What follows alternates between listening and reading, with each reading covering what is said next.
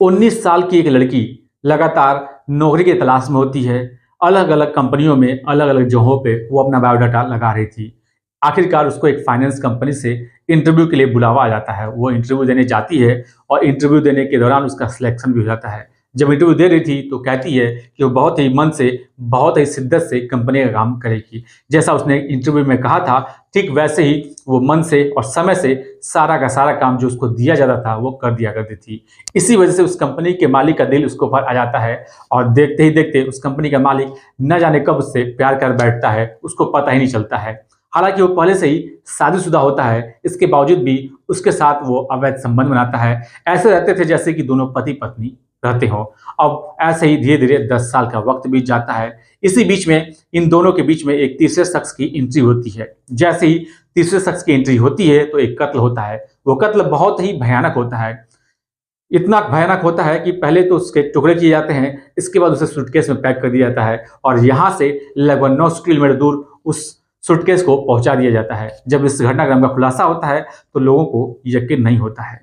नमस्कार, मैं विपिन। आज की जो सच्ची घटना मैं आपको सुनाने जा रहा हूँ, ये सच्ची घटना है भारत की राजधानी दिल्ली का एक इलाका है मॉडल टाउन। बात कर रहा हूँ 13 नवंबर 2020 की। दरअसल एक कंपनी थी, फाइनेंस कंपनी होती है, उसका मालिक होता है जिसका नाम नीरज गुप्ता था।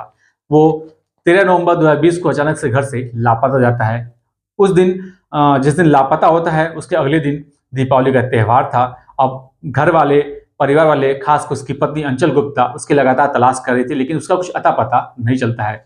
तभी उसकी जो पत्नी अंचल गुप्ता होती है, आसपास के जानने वालों से, रिश्तेदार से और कंपनी जो उसकी होती है, उस कंपनी के हर एक कर्मचारियों से बातचीत करती है, पूछती है, जानने की कोशिश करती है, लेकिन कुछ तब भी अता पता नहीं चलता है। अब ये सूचना जो नीरज गुप्ता होता है उसके एक दोस्त के पास पहुंच जाती है।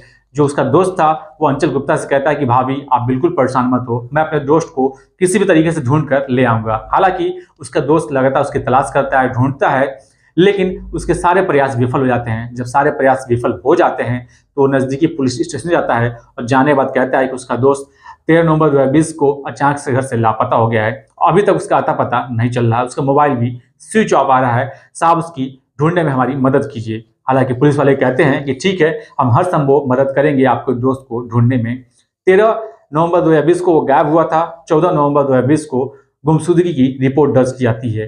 फिर 17 नवंबर होता है, 15 नवंबर बीतता है, 16 नवंबर बीतता है। देखते ही देखते एक ही दिन बीतता जा रहा था, लेकिन पुलिस उसकी तलाश नहीं कर पा रही थी। अब थक हार कर उसकी पत्नी फिर वो पुलिस के पास पहुंचती है, कहती है कि साहब, हो ना हो, हमें अपने ही कंपनी की एक कर्मचारी लड़की है जिसका नाम फैजल खान है, उसके ऊपर मुझे शक है। क्योंकि इससे पहले, उनके गायब होने से पहले लगातार वो लड़की फ़ोन करती थी, बातचीत करती थी, हालचाल लेती थी, मेरी छोटी से छोटी हर ज़रूरतों को पूरा किया करती थी। लेकिन जिस दिन से वो गायब हुए हैं, उसके बाद से ना तो उसका फ़ोन आया है, ना ही वो हालचाल ली है, ना बातचीत कर रही है। उसका कुछ अता-पता भी नहीं चल रहा है। हालाँकि इसके बताने के बाद से कहती है कि मुझे उसके ऊपर कहीं न कहीं शक है कि मेरे पति के गायब होने में कहीं न कहीं उसी का हाथ है। अब पुलिस जैसी ही बात सुनती है, इस मामले को गंभीरता से लेती है। वो फैज़ल खान के घर जाती है। उसके घर जाने के बाद उससे पूछताछ करती है। जब पूछताछ करती है तो फैज़ल खान पहले तो इधर-उधर की बातें करती है, लेकिन जब पुलिस सख्ती से पूछती है तो उनके सवालों का जवाब बहुत देर तक वो झेल नहीं पाती है, टूट जाती है और सच्चाई बताती है। जब सच्चाई बताती है, 3 लोगों का नाम निकल के आता है। पहला तो खुद वो फैज़ल खान होती है, दूसरी उसकी माँ होती है और तीसरा उसका जो जिससे शादी उसकी तय हुई थी, उज़ैर नाम के लड़के से, वो होता है। वो बताती है कि आज से 10 साल पहले उसको नौकरी की तलाश में वो अलग-अलग जगहों पे बायोडाटा लगा रही थी। अचानक उसको नीरज गुप्ता की कंपनी जो है, फाइनेंस कंपनी, उससे उसको कॉल आता है इंटरव्यू के लिए। वो इंटरव्यू देने जाती भी है, उसका इंटरव्यू में सिलेक्शन हो जाता है। वो सभी कामों को मन से करती थी, शिद्दत से करती थी, समय से कर दिया करती थी। और इसी बीच में जो नीरज गुप्ता था, यानी कि फाइनेंस कंपनी का जो बॉस था, उससे फैज़ल से न जाने कब प्यार हो जाता है और प्यार धीरे-धीरे न जाने कब शारीरिक संबंध बदल जाता है, उन दोनों को पता ही नहीं चलता है। देखते-देखते काफ़ी वक़्त बीत जाता है।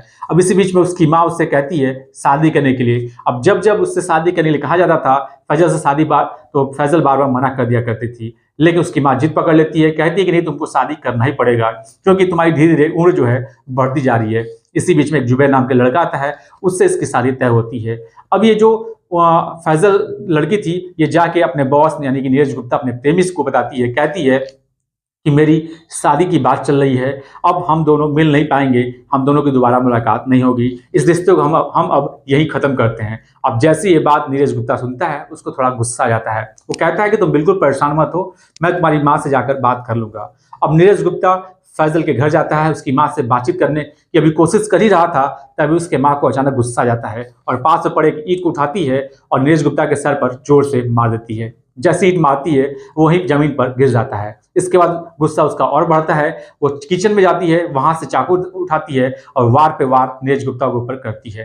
पास में लोहे का रॉड होता है, उस लोहे के रॉड से भी उसके ऊपर वार किया जाता है। हालांकि इस दौरान फैजल भी वहां मौजूद थी, साथ ही उसका जो उजैर नाम का जो लड़का होता है, जुबैर नाम का, वो भी मौजूद था और उसकी माँ तो खैर उसके ऊपर लगातार हमला कर ही रही थी।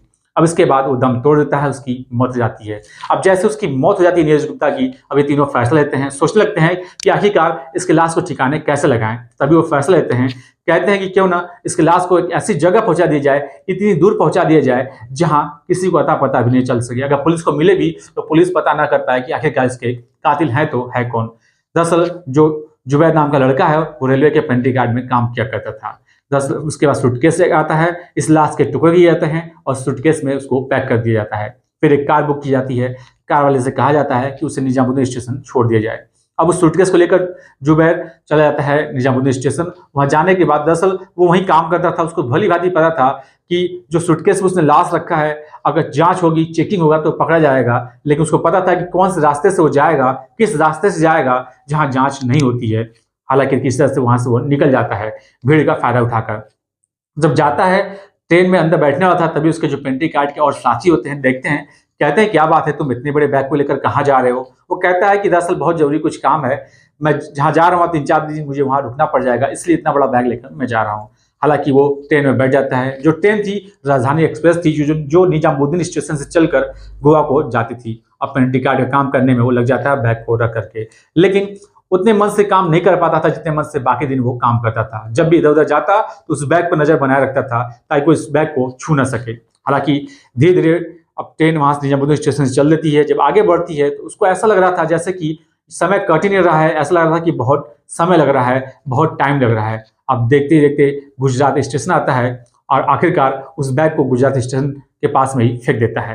वहां फेंकने के बाद ट्रेन आगे निकल जाती है। उसको लगता है कि अब वो अभी पकड़ा नहीं जाएगा, इस बात का कभी खुलासा होगा नहीं, पुलिस इस मामले को कभी खुलासा कर नहीं पाएगी, वो कभी पकड़े जाएंगे ही नहीं। लेकिन जैसे ही बैग फेंकता है तो 14 नवंबर को वो बैग पुलिस के हाथ लग जाता है। पुलिस उस बैग का तलाशी लेती है, उसमें से 100 के टुकड़े निकलते हैं। अब पुलिस उस 100 के टुकड़े को और 100 के शिनाख्त में जुट जाती है। सोशल मीडिया हो, अखबार हो, आसपास के थानों में इसकी सूचना दे दी जाती है। लगातार गुजरात पुलिस इस मामले के तफ्तीश में जुट जाती है। इधर जो दिल्ली पुलिस थी इस मामले को उतनी गंभीरता से नहीं ले रही थी जितनी गंभीरता से लेनी चाहिए थी। लेकिन जब उसकी पत्नी अंचल गुप्ता स्टेशन पहुंचती है और उस लड़की के ऊपर शक जाहिर करती है, तब जाके दिल्ली पुलिस इस मामले को गंभीरता से लेती है, उस लड़के से संपर्क करती है। लड़की से संपर्क करती है तो तीनों का नाम निकल के सामने आता है। हालांकि फिलहाल पुलिस इन तीनों को गिरफ्तार करके जेल भेज चुकी है और गुजरात पुलिस संपर्क करके लाश को भी कब्जे में ले चुकी है। दोस्तों, इस पूरे घटना का मुझे सुनाने का उद्देश्य किसी को परेशान करना नहीं है, किसी का दिल दुखाना नहीं, बल्कि आपको सचेत करना है, आपको जागरूक करना है। जय हिंद, जय भारत, नमस्कार।